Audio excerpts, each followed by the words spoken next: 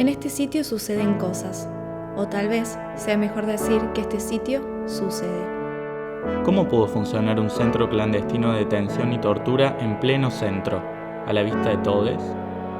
Es jueves y estas imágenes hoy pueblan el pasaje Santa Catalina. En cada nombre, en cada flor, en cada palabra la memoria emerge y el espacio público se resignifica. ¿Qué recordar? ¿Para qué? Entonces, este lugar se llena de nombres, rostros, de historias de vida como una de las formas de decir nunca más.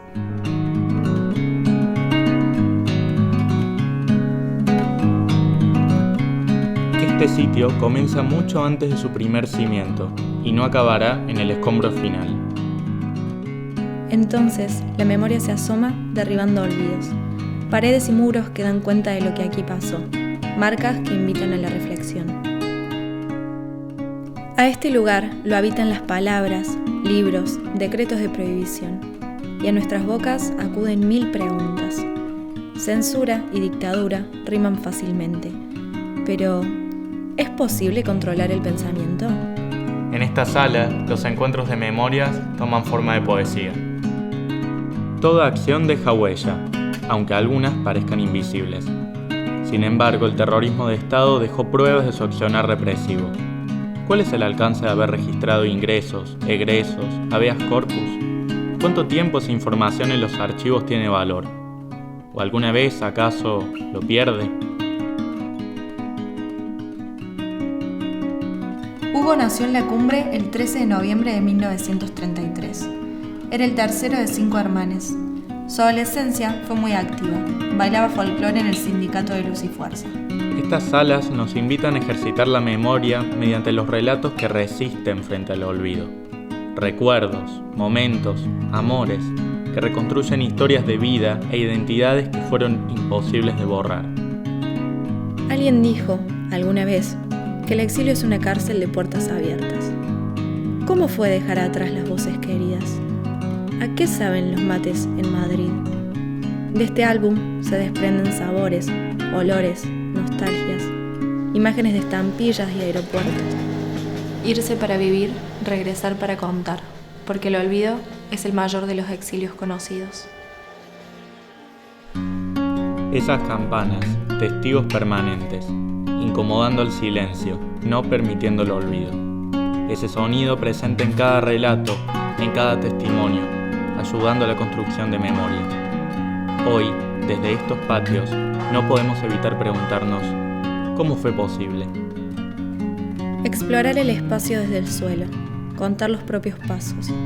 Una trama, 2. Amarillo, rojo, grieta, alcantarilla. Los testimonios reconstruyen la verdad acumulando detalles. En Buenos Aires salían las madres a la plaza a dar la vuelta.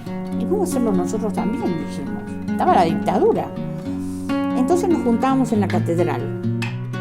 Las abuelas, sus rondas, su tenacidad, sus voces poblando la plaza. Sigamos de derecho para allá y volvamos.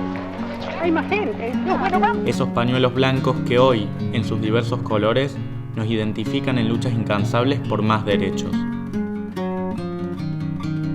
De unos ojos oscuros, con la costumbre de mirar al cielo, más unos ojos tristes, nacerán unos ojos profundos como pozos de agua.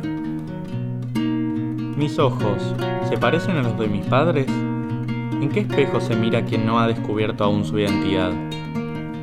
Alrededor de 400 bebés fueron apropiados por el terrorismo de Estado. Buscamos en las miradas, buscamos. Y 130 veces encontramos.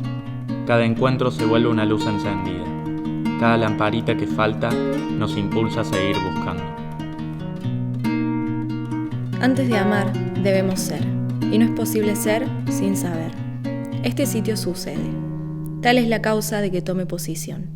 Habrá que recordar que la memoria no debe, no puede ser neutral. Al Cordobazo, ¿lo conmemoramos o lo replicamos?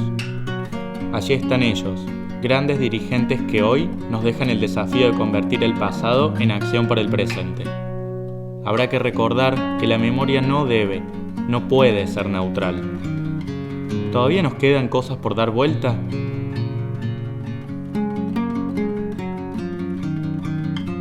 Arderá la memoria hasta que todo sea como lo soñamos.